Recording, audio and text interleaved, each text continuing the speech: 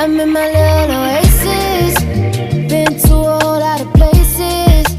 Nothing like my little oasis. And it feel fucking amazing. Been living in my little oasis. Please don't come around trying to change it.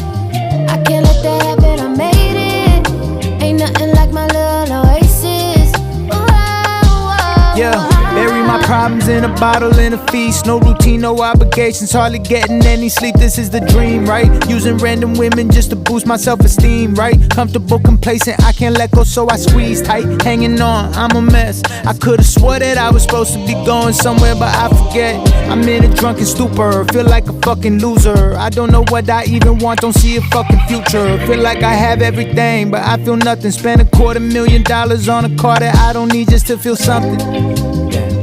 Still nothing. Well, everything else failed, I might as well try self-destruct.